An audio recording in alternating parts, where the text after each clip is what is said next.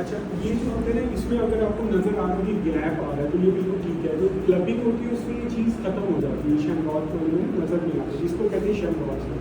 ठीक है, हाथ आगे करें, ठीक हो गया। फिर आपने इसमें ना पेरिफेरल साइनोसिस होता है। पेरिफेरल साइनोसिस यहाँ पे ना ब्लूनेस होती है उसकी, तो यहाँ पे दोनों में देख लें। फिर आप कैपिलरी इसमें रिफिल देख लें, इसको आप दबाएं और छोड़ दें 2 सेकेंड के अंदर अगर आ जाता है तो वो हो जाएगा। इसके ऊपर कोई काइलो नहीं किया, स्पून शेप नहीं होगी, ग्लूको नहीं किया, क्लबिंग, वो आपने सारी देख लेंगे। फिर आपने इसके बाद आपने क्या देखना है, यहाँ पे ऑस्लर नोड होते हैं इस वाली जगह पे, ऑस्लर नोड, हरबंडल नोड्स और फिर बुचार्ड नोड्स। ये 3 तरह के नोड्स होते हैं, दोनों में आपने कंपेयर करके देखो। फिर अपना हाथ दूर कर दें। अच्छा, अब आपने स्किन के ऊपर आपने देख लेना है कि जो उसके ऊपर कोई स्वेटिंग वगैरह तो नहीं है, कोई मसल टेस्टिंग तो नहीं है, थीनर हाइपोथीनर एमनेस वो देख लें, कोई डुप्रेन कॉन्ट्रैक्चर तो नहीं बना हुआ। उसके अलावा आपने देख लेना है कोई पामर एरिथीमा तो नहीं है, पामर एरिथीमा बिल्कुल ड्राइनेस नहीं होती। और पैलर अपने हाथ से कंपेयर कर लें, उसका टच भी बहुत काम करता है। ये देख लीजिए, ये आप उसमें कंपेयर कर लें। वो जो आपको कॉन्ट्रैक्चर बोला था वो क्या था? वो डुप्रेन कॉन्ट्रैक्चर होती है, जहाँ पे ना डायबिटिक पेशेंट्स होते हैं उनमें सही।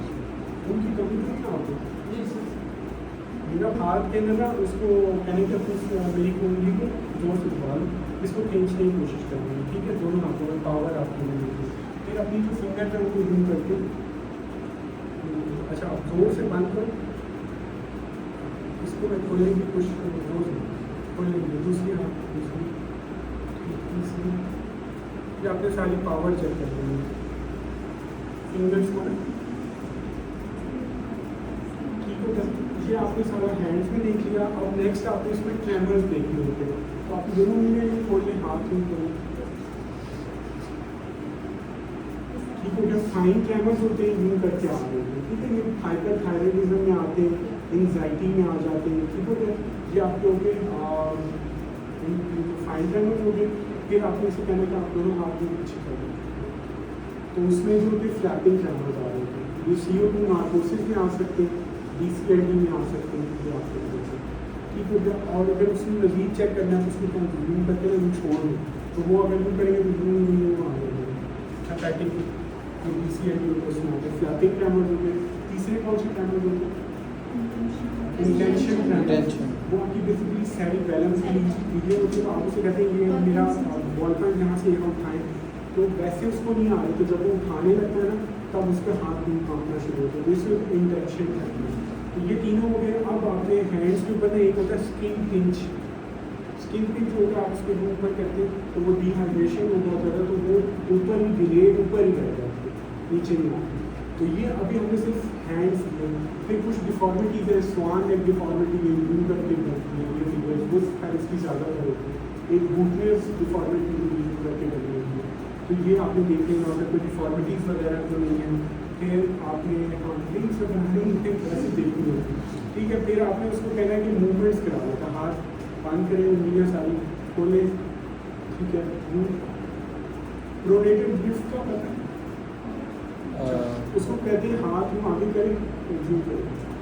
तो अगर उसमें यूँ करके ना आगे, अगर उसमें कोई स्ट्रोक वगैरह हो तो उसका हाथ खुद ही यूँ होगा ऑटोमेटिकली यूँ, उसको क्या यूँ करें यूँ। ठीक है, तो अगर प्रोनेटेड ड्रिफ्ट आती है तो वो खुद ही हाथ में होगा, उसका खुद ही ड्रिफ्ट हो जाता है, तो वो आपका स्ट्रोक या किया ये प्रोग्राम करता है। ठीक हो गया, हैंड्स में भी हो गया। फिर मजीद अगर जान लो डिस्क्राइडोकाइनेसिया,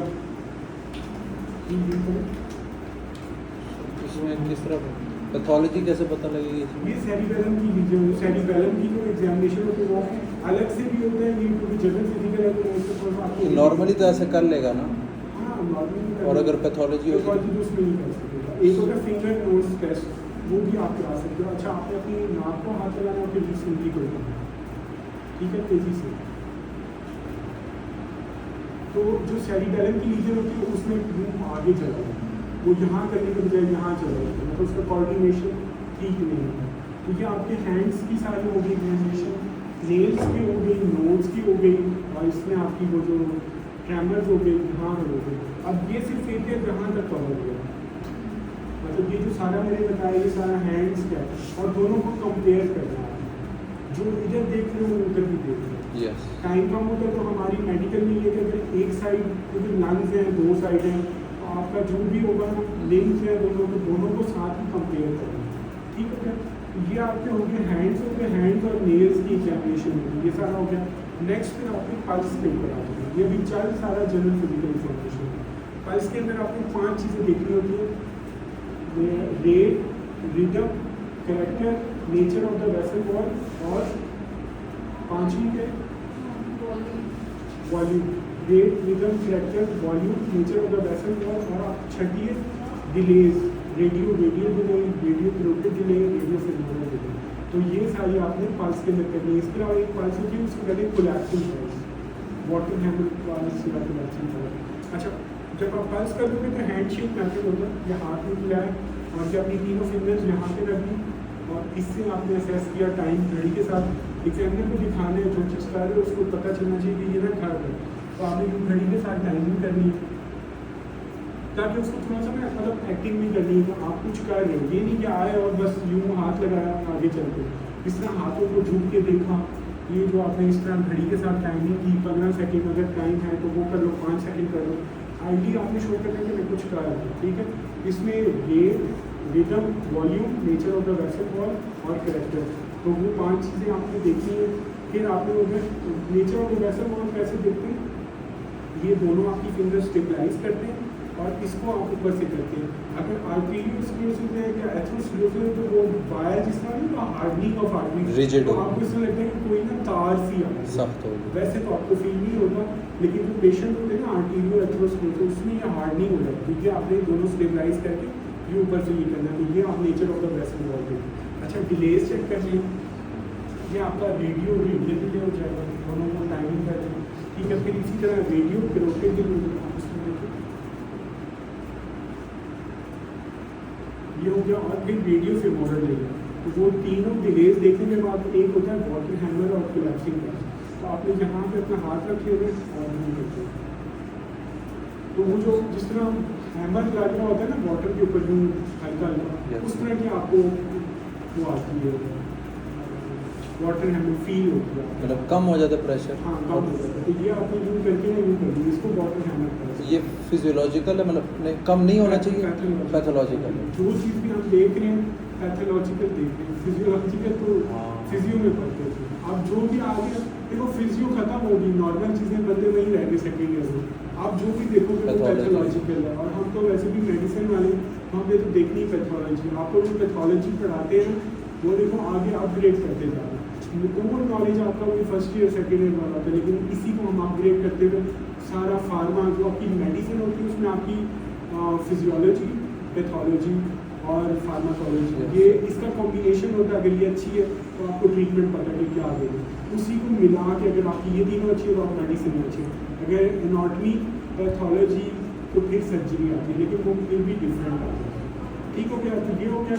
फिर आपने इधर ब्लड प्रेशर लेना साथ ही यहाँ पे, और यहाँ पे आपने टेम्परेचर लेना ताकि टाइम आपका सेव हो जाए, तो ये आपने कर लेना है। और फिर नेक्स्ट आपके आ जाते हैं लिम्फ नोड आ जाते हैं। तो लिम्फ नोड आपने ये जो पेशेंट का अपना हाथ है, ये इसका राइट हैंड है, तो अपने लेफ्ट के ऊपर रखोगे, ठीक है क्या।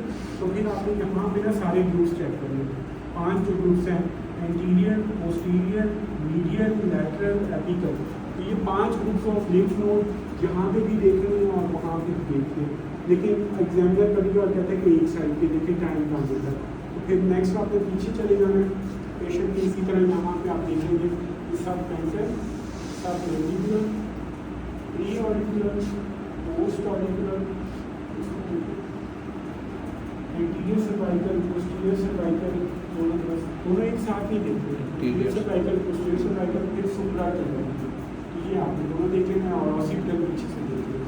तो ये जो आपके ग्रुप्स ऑफ लिम्फ नोड है ये देख लेने के बाद नेक्स्ट फिर आपको फ्रंट पे आ जाना है और ऊपर से भी शुरू करना है। मैं असल में एक सिस्टमेटिक ऐसे बता रहा हूँ कि यहाँ से शुरू कर दिया, यहाँ से पीछे से लिम्फ नोड ताकि कोई चीज़ रह ना जाए।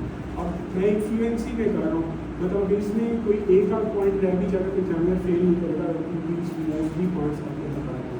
अच्छा, फिर आपने हेयर टेक्सचर देख लेना है, माथे पे बाल डालें, ऊपर माथे में बाल डालें, ठीक है। फ्राउनिंग देख लेनी है, ठीक है। आईज की मूवमेंट करा लें, एच बना लें, ठीक है, ठीक है। तो सामने देखिए और ये को देखिए। अब अकोमोडेशन देख लेना, ठीक है। उसके बाद आप टॉर्च ऑन करके सर वो पड़ी हुई है टॉर्च हमारे पास।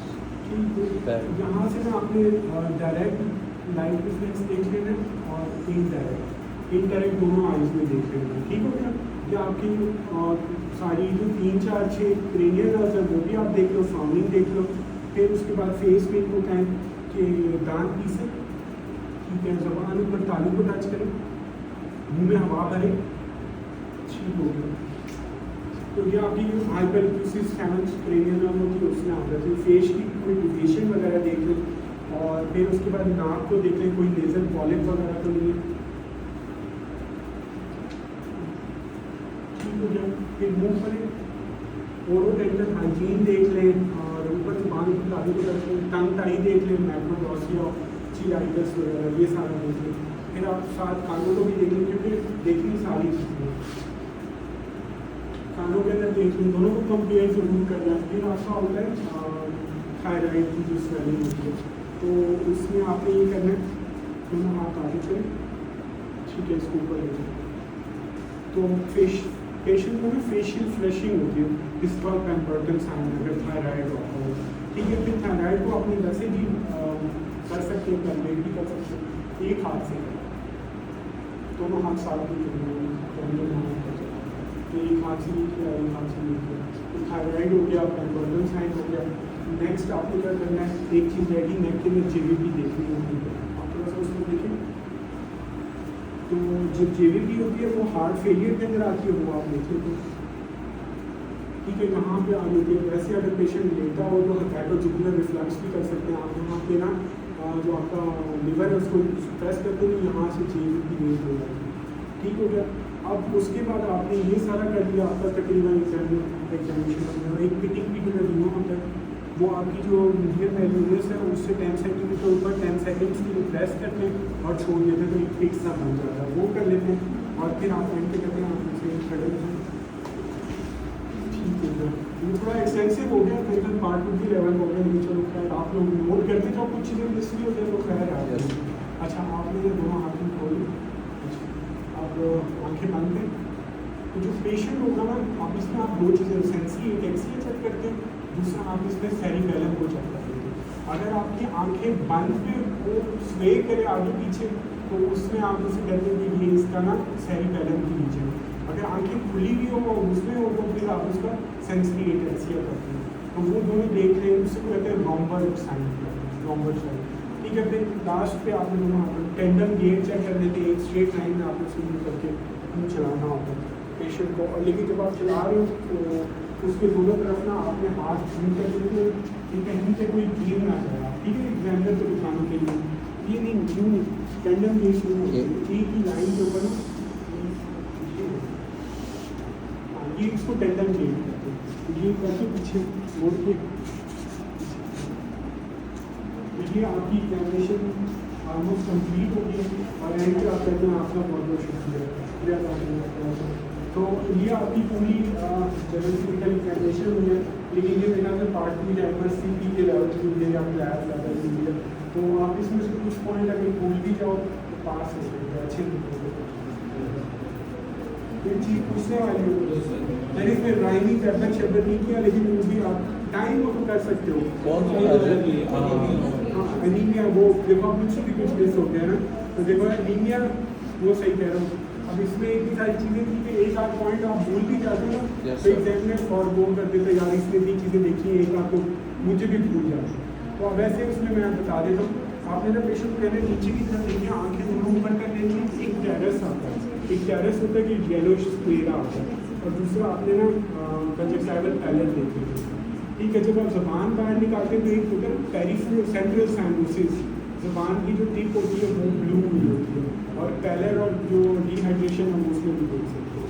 तो ये आपकी पूरी ओवरऑल एग्जामिनेशन है general physical examination, right side से करनी है, इंट्रोडक्शन और कॉन्सेप्ट, ठीक है।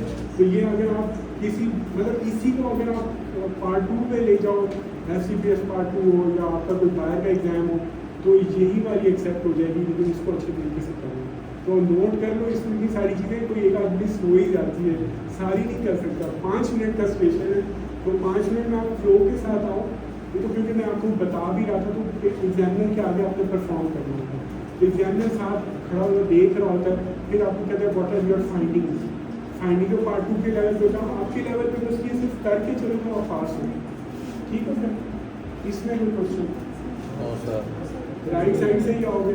Yes sir, all consent introduction Yes. End पे थैंक यू, Yes. इसके 3 नंबर होते हैं, बाकी जो सारा था वो 2 नंबर था। मतलब ये बस ऐसे ही हमारा मेडिकल में ना, वो जो पहले आपका इंट्रोडक्शन और कॉन्सेंट और राइट साइड उसके 2 नंबर है, एंड पे थैंक यू का 1 नंबर है, जो बाकी मैंने सारे किए वो 2 नंबर के। तो मैं भी हम लोग 2 नंबर पे इतना ज़्यादा बहुत सिर्फ पार्ट 2 के लेवल में ना आपको पूरा ना बाल की खाल निकालते हैं, तो वो आपको इतना डिटेल, ये जो मैंने बताया ये मेरे समझो पार्ट 2 का एग्जाम्पल, तो उसमें मैंने तैयार किया था, तो वो फिर मैं आपको करा। लेकिन आपने इसमें से चलो 50% भी बता के आप पास हो, 2 नंबर के 1 तो वो दे ही देगा। यस। ठीक हो गया, चलो अटेंडेंस नहीं हुई है तो सर, लगवा